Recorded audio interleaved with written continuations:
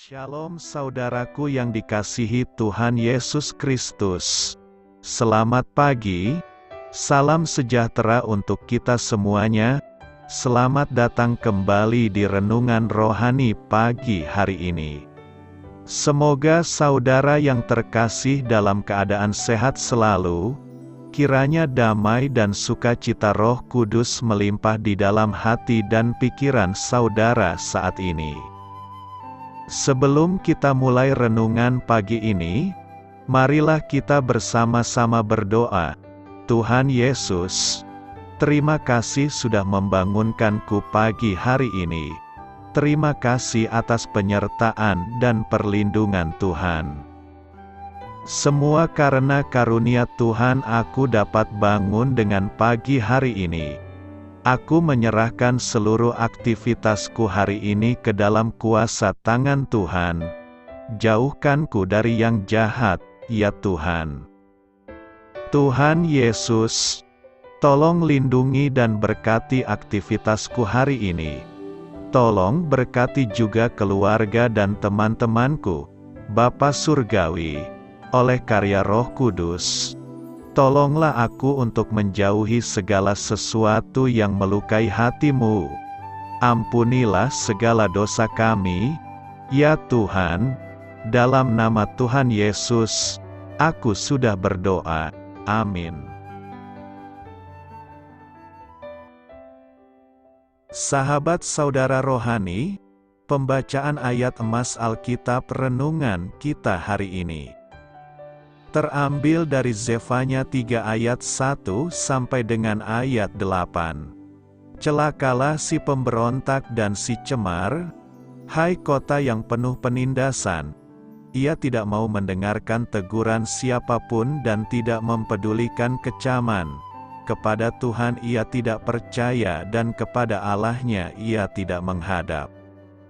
Para pemukanya di tengah-tengahnya adalah singa yang mengaum. Para hakimnya adalah serigala pada waktu malam yang tidak meninggalkan apapun sampai pagi hari. Para nabinya adalah orang-orang ceroboh dan pengkhianat. Para imamnya menajiskan apa yang kudus, memperkosa hukum Taurat. Tetapi Tuhan adil di tengah-tengahnya, tidak berbuat kelaliman. Pagi demi pagi ia memberi hukumnya. Itu tidak pernah ketinggalan pada waktu fajar. Tetapi orang lalim tidak kenal malu. Aku telah melenyapkan bangsa-bangsa, menara-menara penjuru mereka telah musnah. Aku telah merusakkan jalan-jalannya, sehingga tidak ada orang yang lewat. Kota-kota mereka telah ditanduskan, sehingga tidak ada orang dan tidak ada penduduk. Aku sangka, tentulah ia sekarang akan takut kepadaku, akan mempedulikan kecaman dan segala yang kutugaskan kepadanya tidak akan lenyap dari penglihatannya. Tetapi sesungguhnya mereka makin giat menjadikan busuk perbuatan mereka. Oleh karena itu tunggulah aku, demikianlah firman Tuhan pada hari aku bangkit sebagai saksi. Sebab keputusanku ialah mengumpulkan bangsa-bangsa dan menghimpunkan kerajaan-kerajaan untuk menumpahkan ke atas mereka geramku, yakni segenap murkaku yang bernyala-nyala.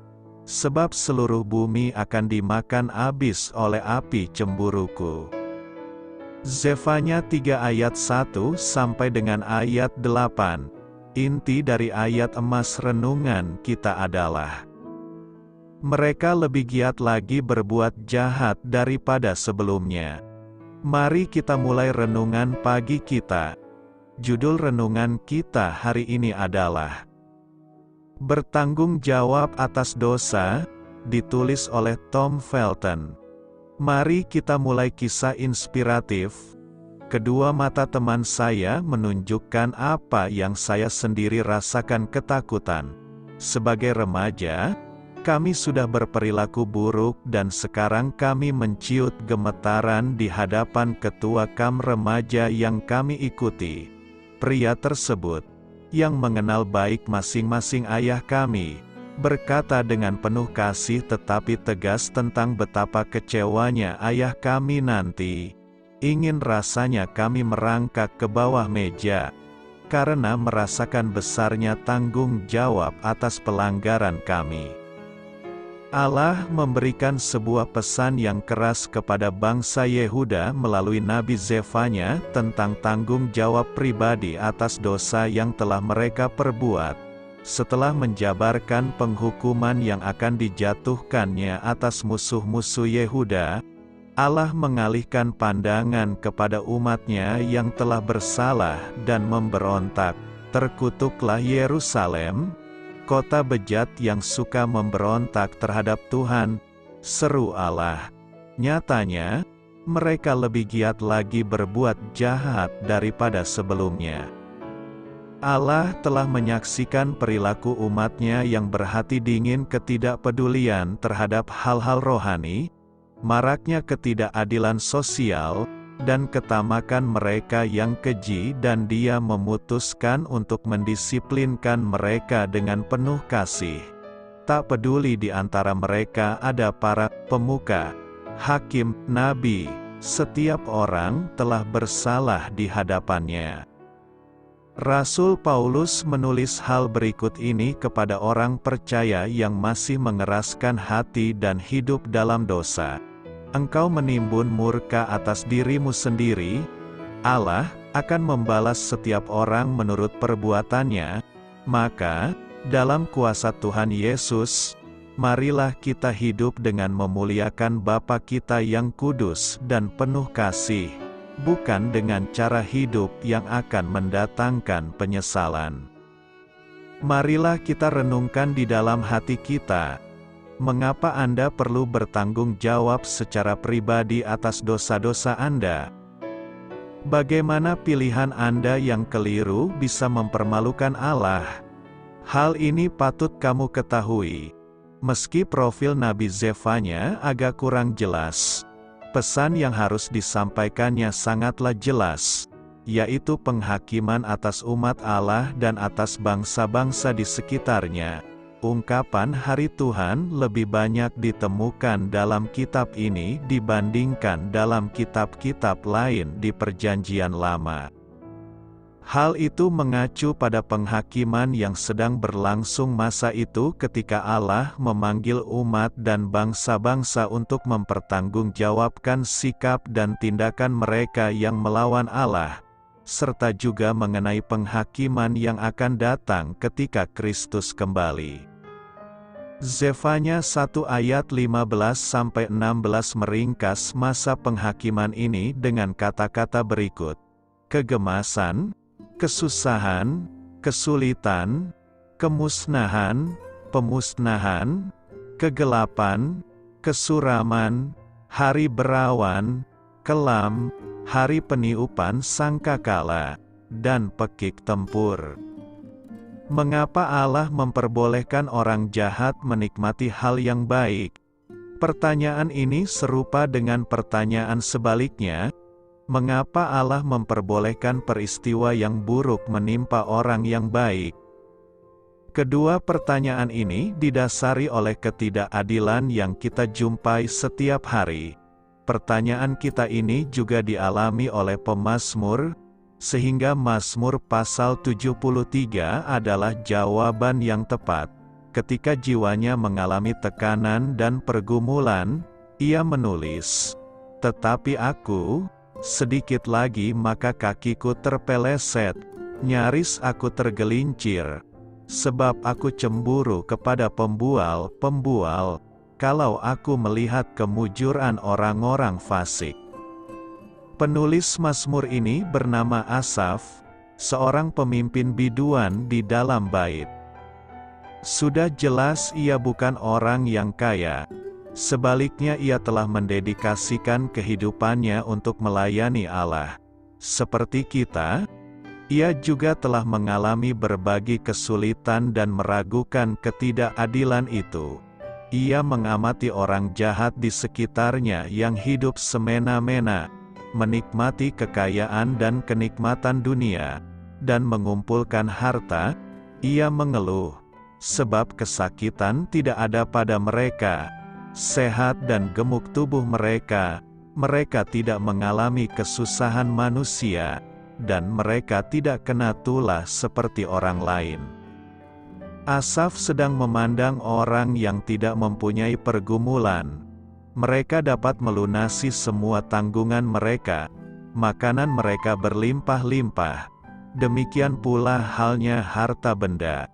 Akan tetapi Asaf yang malang terjebak dalam tanggung jawab memimpin paduan suara dan berusaha hidup benar. Dan yang lebih parah, pilihannya untuk melayani Allah seolah-olah tidak membawa keuntungan. Ia mulai cemburu terhadap orang-orang jahat di sekitarnya dan bahkan meragukan keadilan Allah. Betapa seringnya kita mengalami pergumulan yang serupa dengan Asaf. Kita mendedikasikan kehidupan kita untuk melayani Allah. Kita menyaksikan orang yang jahat di sekeliling kami mendapatkan barang-barang baru, rumah yang mewah, promosi, dan pakaian yang indah, sedangkan kita sendiri berjuang secara finansial. Jawaban terhadap situasi ini dapat dibaca di kelanjutan Mazmur ini. Asaf iri terhadap nasib orang jahat sampai halnya ia menyadari suatu hal yang penting. Ketika ia masuk ke tempat suci Allah, ia memahami takdir akhirat mereka. Tetapi waktu aku berusaha untuk mengerti, hal itu terlalu sulit bagiku. Akhirnya aku masuk ke rumah Tuhan. Lalu mengertilah aku kesudahan orang jahat. Kau tempatkan mereka di jalan yang licin, dan kau biarkan mereka jatuh binasa. Dalam sekejap mata mereka hancur, amat dahsyatlah kesudahan mereka. Seperti mimpi yang menghilang di waktu pagi, ketika Engkau bangkit, ya Tuhan, mereka pun lenyap, mereka yang untuk sementara waktu kaya di dunia ini dalam realitanya miskin secara rohani karena mereka tidak memiliki harta yang benar kehidupan kekal. Seringkali kita gagal memahami apa yang terjadi di sekitar kita. Kita pun tidak memahami cara kerja penyediaan Tuhan. Ketika Asaf masuk ke dalam tempat suci Allah, ia mulai menyadari bahwa ia tidak perlu cemburu terhadap kemakmuran orang jahat karena kemakmuran mereka hanya ilusi. Ia mulai menyadari bahwa sang penipu dari purbakala, setan, telah menyimpangkan pandangannya dari realita Allah. Ketika ia masuk ke tempat suci, Asaf menyadari bahwa kemakmuran hanyalah pemenuhan yang sementara dan tidak memuaskan, sama seperti mimpi yang menyenangkan.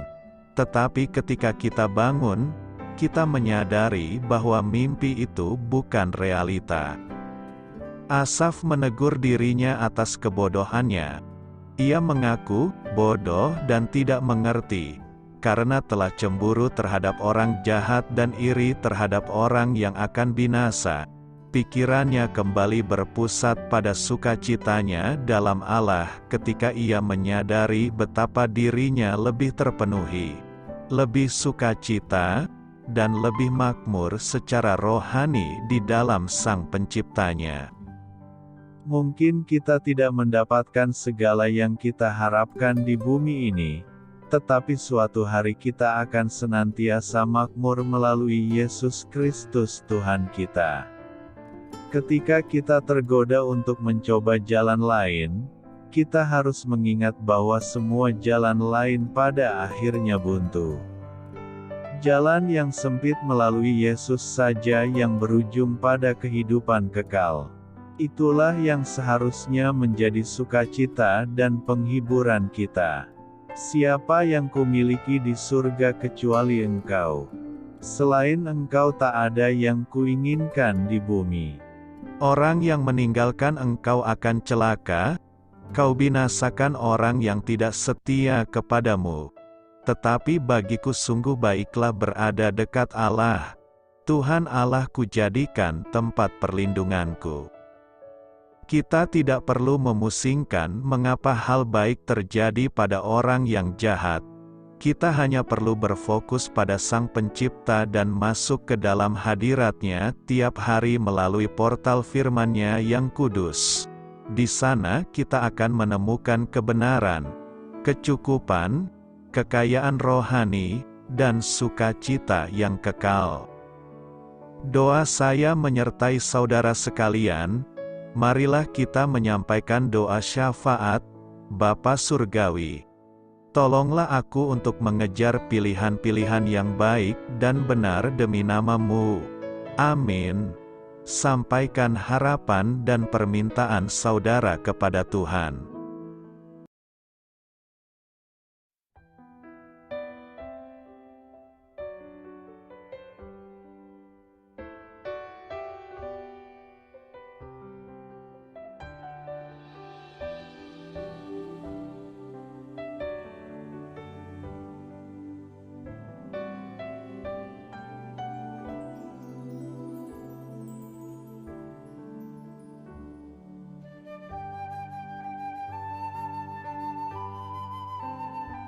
Marilah kita renungkan sahabat saudara rohani. Demikianlah renungan firman Tuhan pagi hari ini. Semoga menjadi berkat dalam hidup kita. Dan sebelum kita memulai segala aktivitas kita pagi hari ini, marilah kita berdoa. Selamat pagi Bapa, malam hari telah berganti pagi. Kehidupan baru telah Engkau berikan kembali bagi kami. Bapa Surgawi, tolonglah aku menyadari kebutuhan orang lain, supaya aku dapat membagikan apa yang telah Engkau berikan kepadaku. Pada saat aku membutuhkan, berilah aku keyakinan bahwa Engkau akan mencukupkanku, melalui orang-orang yang mengasihi-Mu, bukan karena kami pantas atau layak, namun karena kasih karunia-Mu kami boleh ada, sebagaimana kami ada di pagi hari ini. Terima kasih Tuhan, atas kesempatan baru yang telah Tuhan berikan kepada kami, untuk bisa memperbaiki diri agar kami bisa lebih layak di hadapan-Mu.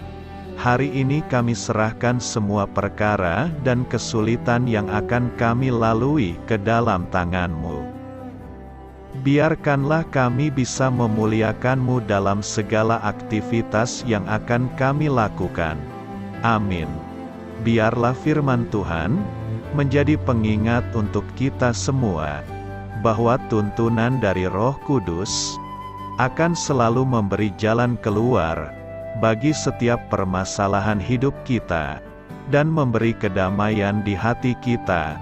Sampai jumpa di renungan pagi saudara rohani berikutnya. Kiranya Tuhan selalu memberkati saudara semua hari ini. Amin. Shalom.